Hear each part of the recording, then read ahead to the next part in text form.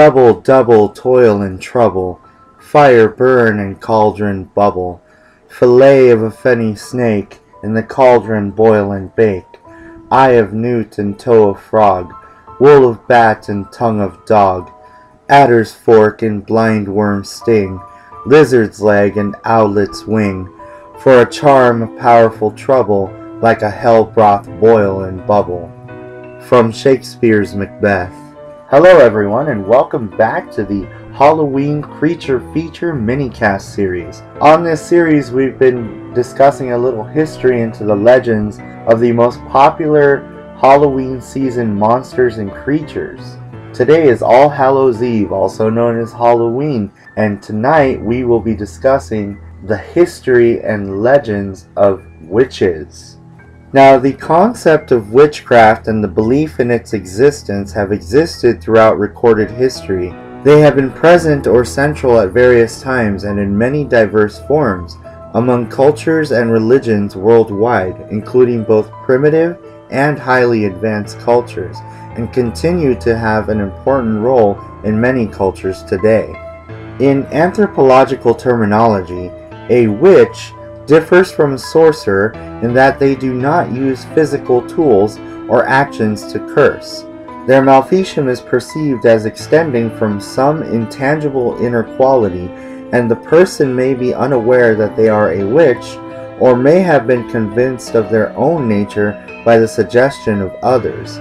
Historically, the witchcraft label has been applied to practices people believe influence the mind, body, or property of others against their will, or practices that the person doing the labeling believes undermine social or religious order.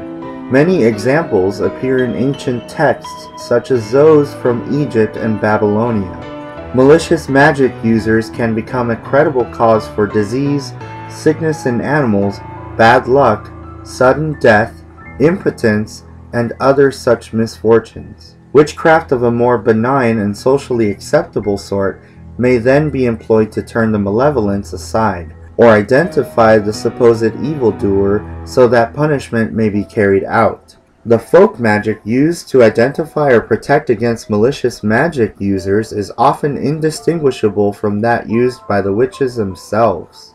There has also existed a popular belief, the concept of white witches and white witchcraft, which is strictly benevolent. Many neo-pagan witches strongly identify with this concept and profess ethical codes that prevent them from performing magic on a person without their request.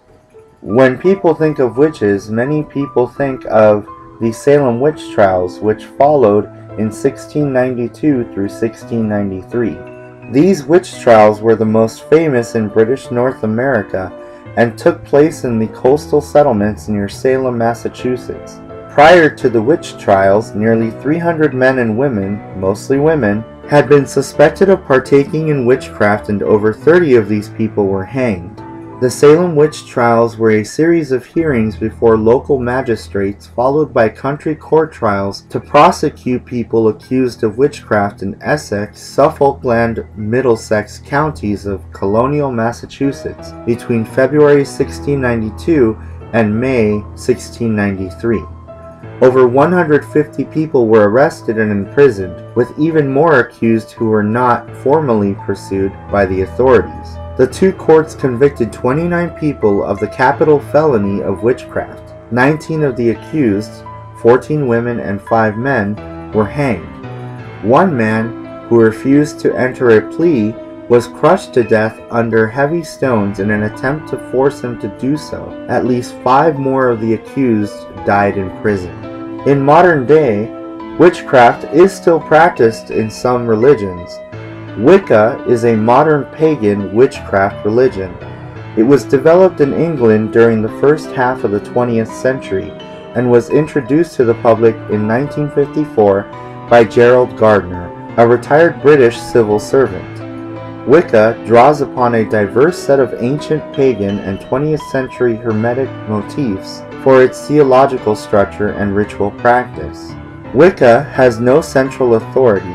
Its traditional core beliefs, principles, and practices were originally outlined in the 1940s and 1950s by Gardner and Doreen Valiente, both in published books as well as in secret written and oral teachings passed along to their initiates. There are many variations on the core structure, and the religion grows and evolves over time.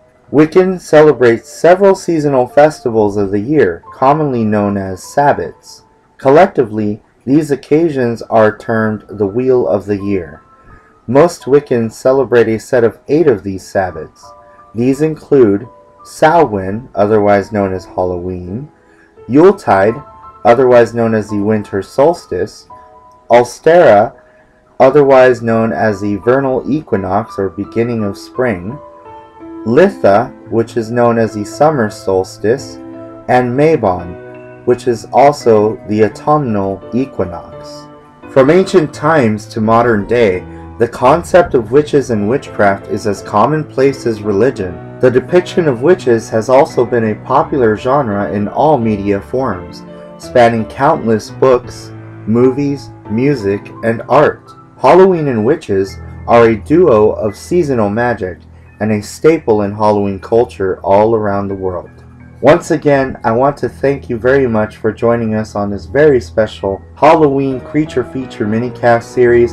It's been very fun counting down and providing some of the history and legends of the most popular monsters and creatures of the Halloween season. I want to thank you all again for all of your support. Everyone, please enjoy your Halloween night safely, and just as always, happy hauntings.